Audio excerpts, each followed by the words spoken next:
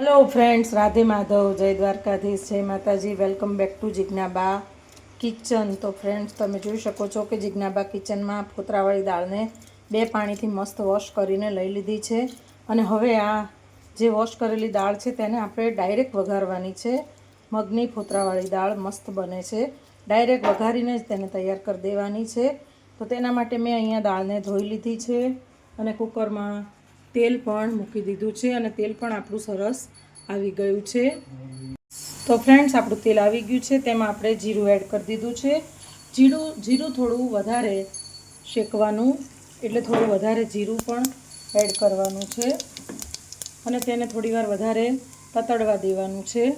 ત્યારબાદ તેમાં આપણે હિંગ એડ કરીશું।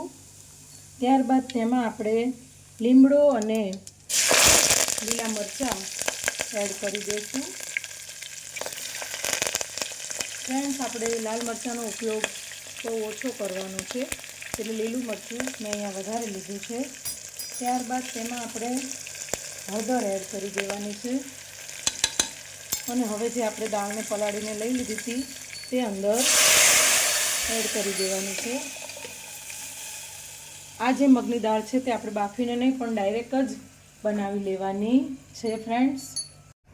ત્યારબાદ તેમાં આપણે પાણી એડ કરી દેવાનું છે। જેટલી મગની દાળ હોય તેનું ડબલ પાણી આપણે એડ કરી દેવાનું છે।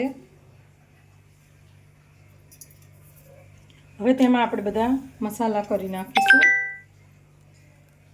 તો ફ્રેન્ડ્સ, તમે જોઈ શકો છો કે આપણી દાળ આપણે સરસ વઘારી લીધી છે।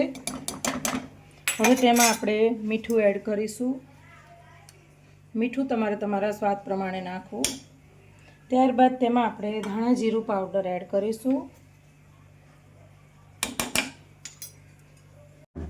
ત્યારબાદ તેમાં આપણે અડધા લીંબુનો રસ તેમાં નીચવી દઈશું।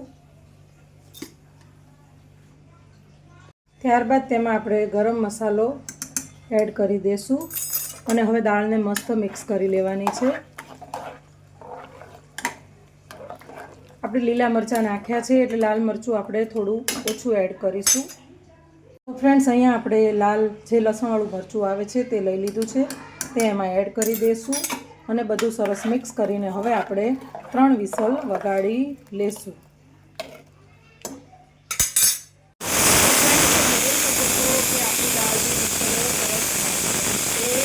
આપણે 3 વિસલ વગાડવાની છે। 3 વિસલમાં તો આ દાળ એટલી મસ્ત બનીને તૈયાર થઈ જાય છે।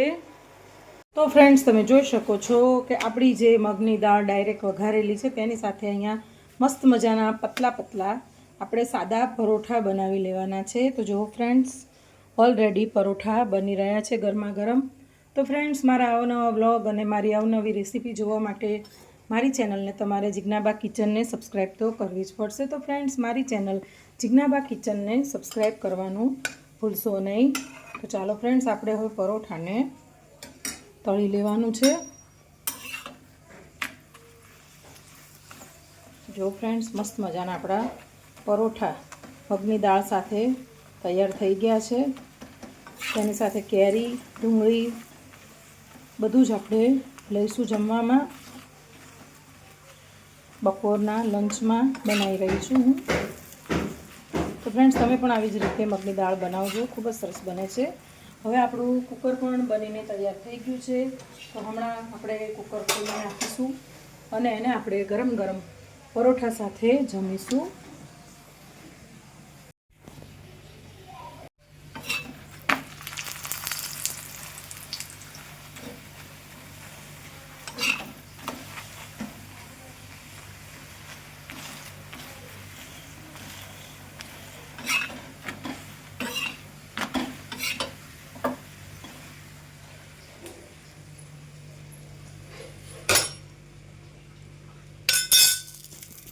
તો ફ્રેન્ડ્સ, વાવ, આપણી મસ્ત મજાની જો એકદમ નજીકથી મસ્ત ચડી ગઈ છે એ મગની દાળ રેડી થઈ ગઈ છે અને હવે આપણે આને સર્વ કરી લેશું।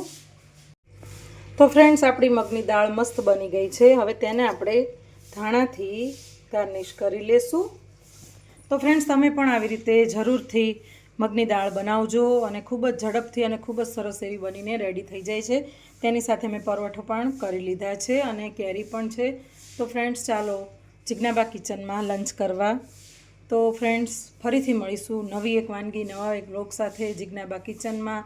રાધે માધવ, જય દ્વારકાધીશ, જય Mataji, bye and see you soon.